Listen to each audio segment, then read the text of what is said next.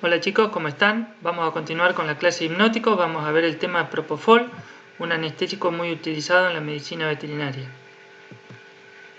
El Propofol es un derivado de alquilfenol. Es una molécula muy insoluble en agua, pero altamente soluble en lípidos. Y esta particularidad es muy notoria en la forma farmacéutica en la que viene presentado el Propofol. Aquí está la molécula del Propofol. Como característica general, el Propofol es un fármaco muy utilizado en la medicina veterinaria durante los procedimientos anestésicos. Con el Propofol podemos realizar la inducción anestésica y también el mantenimiento. Tiene una característica de generar una rápida y suave inducción y también una suave y rápida recuperación de la anestesia, lo que le brinda una característica muy deseable a la hora de realizar estos procedimientos. La forma farmacéutica en la que viene presentado el Propofol es una emulsión aceite en agua. Por ese motivo les pongo estas dos figuras para que reconozcan el color blanco del Propofol, de esta emulsión que tiene componentes orgánicos y que son factibles de ser contaminados, y por lo tanto una vez abierto el Propofol se debe desechar muy rápidamente. Viene un preparado que es este, que tiene además como componente un alcohol bencílico, que le permite tener más durabilidad guardándolo en la heladera una vez abierto. Entonces ese preparado está disponible para uso en veterinaria. El mecanismo de acción del Propofol es similar al de otros agentes hipnóticos. Actúa sobre el receptor GABA, sobre el receptor GABA-A, y lo que hace es impedir que el GABA, el neurotransmisor propio del organismo, se libere de su receptor, y esto genera que haya mayor conductancia al cloro. Por lo tanto el cloro ingresa a la célula, a la neurona, genera una hiperpolarización y eso genera la depresión sobre el sistema nervioso central. A su vez, otra acción que tienen es que favorece la salida de iones calcio, por lo que al salir cargas positivas de la célula, el interior queda más electronegativo y por lo tanto la hiperpolarización es mayor. Ese es el mecanismo de acción para el Propofol. Ahora vamos a ver las acciones farmacológicas del Propofol. A nivel del sistema nervioso central, como habíamos dicho al inicio, genera una rápida y suave inducción anestésica. Esto y la posibilidad de ser utilizado en el mantenimiento de la anestesia son las dos características que lo hacen un fármaco muy usado en medicina veterinaria, en los protocolos de anestesia. A nivel del sistema nervioso central, produce dos efectos importantes. Uno, una disminución de la perfusión a nivel intracraneano y también una disminución en el consumo de oxígeno. A primera vista este efecto sería un efecto no deseado, pero está acompañado de una baja en las demandas metabólicas, por lo tanto se necesita menos perfusión sanguínea y hay menos consumo de oxígeno. Por lo tanto, la perfusión sanguínea a nivel del sistema nervioso central es adecuada. Incluso se puede utilizar al Propofol en pacientes que tengan patologías a nivel del sistema nervioso central, como podría ser un trauma craneano o hipertensión craneana. Los efectos del Propofol sobre el aparato cardiovascular o el sistema cardiovascular son de tipo depresores. Así genera una hipotensión, o sea, una caída en la presión sanguínea por un efecto de vasodilatación. Produce un efecto inotrópico negativo, que quiere decir que disminuye la contractibilidad cardíaca y eso genera como consecuencia también una disminución en el gasto cardíaco, que puede presentarse o no. A su vez, el ritmo cardíaco o la frecuencia cardíaca disminuye o no cambia. En general, los efectos sobre el aparato cardiovascular son de tipo depresores. Las acciones del Propofol sobre el sistema respiratorio son de tipo depresoras. Ya sea lo administremos en forma de bolo endovenoso o por infusión continua endovenosa para el mantenimiento de la anestesia, vamos a generar una apnea. Por lo tanto, tenemos que tener en cuenta de siempre asegurar una vía aérea permeable, o sea, tenemos que tener al paciente intubado. El Propofol tiene efectos muy bueno sobre el aparato locomotor, genera una relajación muscular realmente excelente en todas las especies donde se utiliza, y eso es algo muy deseable y es una de las características que se deben cumplir o de los objetivos a cumplir en la anestesia. Hay que tener en consideración esto, que si bien es raro, pero en caninos pueden aparecer mioclonías, las cuales son de resolución espontánea, o sea, no tenemos que hacer nada para solucionarlas, resuelven solas, no responden a las benzodiazepinas, así que no tendríamos que usar midazolam o diazepam en busca de calmar las mioclonías. El problema que tienen es que si estamos haciendo una cirugía y el animal se mueve mucho, lógicamente vamos a tener que frenar la cirugía y esperar que se pasen las contracciones de los músculos. En lo que corresponde a reflejos, los reflejos laringeos están abolidos, disminuidos. El paciente debe ser intubado, sí o sí, siempre tenemos que intubar, porque puede haber peligro incluso de falsa vía y broncoaspiración. Por lo tanto, siempre que usemos propofol, tenemos que intubar al paciente.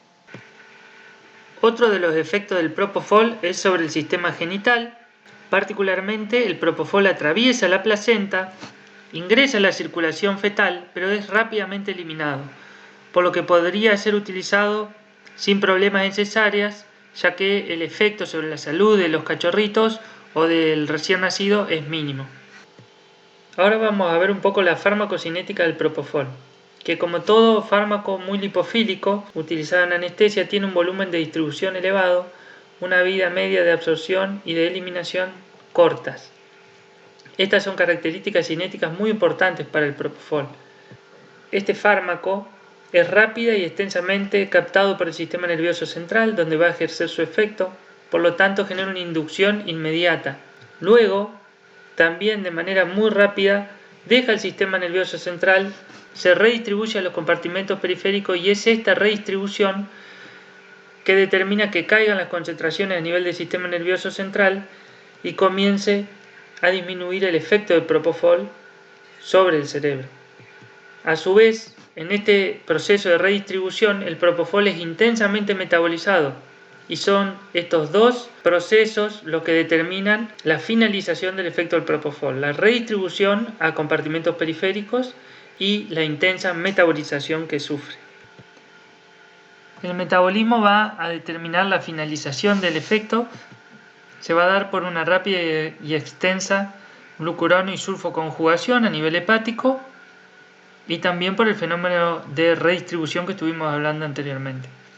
A su vez se conoce que para propofol existen sitios de metabolización extrahepático y se cree que es en el pulmón. Todo eso hace que la eliminación del torrente sanguíneo sea muy rápida y la terminación del efecto también.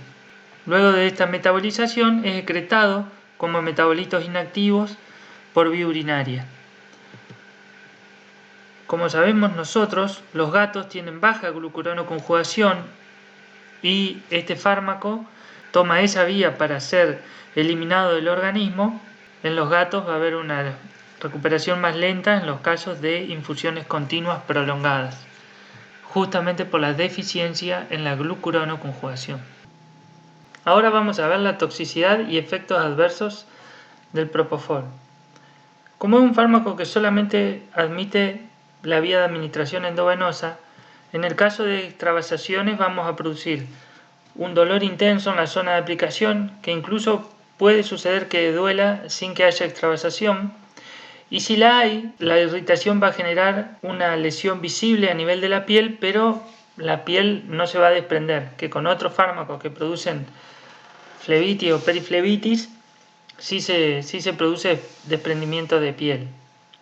Otro efecto tóxico del propofol que está muy bien documentado en humanos es el síndrome del propofol. En veterinaria no es tan común porque este se produce cuando se hacen infusiones continuas muy prolongadas, generalmente a pacientes que están en terapia intensiva y por muchos días tienen que estar en coma inducido y se utiliza propofol. En veterinaria eso no es común. Lo que sucede en estas infusiones continuas de propofol es que se genera un daño a nivel del metabolismo mitocondrial y eso genera un desbalance muy importante a nivel orgánico. Esta patología se evidencia con acidosis, rabdomiólisis, daño renal, arritmias cardíacas y finalmente falla cardíaca con muerte. El síndrome del propofol es letal.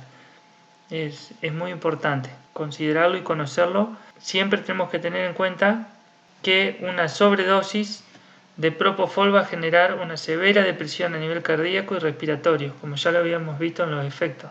Es un depresor del sistema nervioso central y estos dos aparatos se van a deprimir.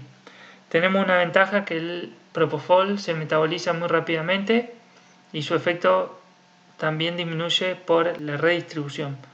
Por lo tanto, si ventilamos al paciente ante una depresión cardiorrespiratoria, es probable que lo podamos salvar. El propofol hay que usarlo siempre con el animal intubado. Bueno, un poco ya estuvimos hablando acerca de las indicaciones del propofol.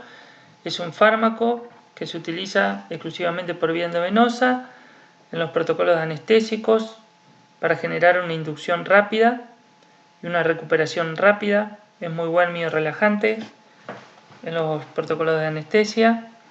Podemos mantener la anestesia mediante el uso de propofol. El propofol puede ser usado mediante bolos endovenosos repetidos o también por una metodología que se llama infusión continua para mantener por largo tiempo y con muy poca dosis a un paciente en el mantenimiento anestésico. También se puede utilizar para generar una sedación profunda en pacientes que tienen que estar hospitalizados por mucho tiempo. Siempre considerar que el propofol no es un analgésico. Al actuar sobre el receptor GABA no induce analgesia, por lo tanto no lo tenemos que usar como tal. La diferencia con los barbitúricos, que también actúan sobre el receptor GABA, como vimos anteriormente, el propofol no induce los fenómenos de hiperalgesia o de percepción exagerada del dolor, que sí lo producen los barbitúricos. Bueno, llegamos al final de la clase de propofol. Aquí tenemos algunas dosis de inducción para usar en la inducción de propofol para distintas especies y también las dosis por infusión continua que se realizan a razón de miligramos kilo minuto. Esto por supuesto no lo tienen que aprender para cuando estudien la materia. Otro y el último de los fármacos que vamos a ver dentro del grupo de hipnóticos es la guaifenesina o éter gliceril guayacolato. Lo vamos a ver muy brevemente. Tiene un mecanismo de acción que es depresor a nivel del sistema nervioso central. Actúa a nivel del SARA, el sistema activador reticular ascendente, la subcorteza, y deprime la transmisión sináptica a nivel medular, lo que lo convierte en un fármaco que se usa principalmente como miorrelajante e inductor. La administración es endovenosa exclusiva, tiene como todos estos compuestos una rápida distribución y redistribución y un amplio metabolismo hepático. Como efectos terapéuticos, lo que se busca cuando usamos guaifenesina es que es muy buen miorrelajante, como veíamos en su mecanismo de acción central, se comporta como sedante hipnótico, pero como todas las drogas de este grupo de hipnóticos no es analgésico. Pero a diferencia de los barbitúricos o inclusive el propofol, si usáramos dosis por encima de las terapéuticas, la guaifenesina tiene un amplio índice terapéutico. O sea, la relación entre la dosis letal y la efectiva es muy amplia. Bien, ¿para qué lo usamos? En el equino se utiliza para la inducción y el volteo, generalmente asociado con alguna otra droga. Y en canino podría llegar a usarse, aunque no es de elección, para el tratamiento de convulsiones agudas, casos agudos de convulsiones como podrían ser las generadas por estricnina o, por ejemplo, por hipoglucemia o algún otro tipo de patología. Bueno, aquí llegamos al final de la clase. Muchas gracias por la atención. Estamos en contacto a través del entorno y nos vemos la próxima.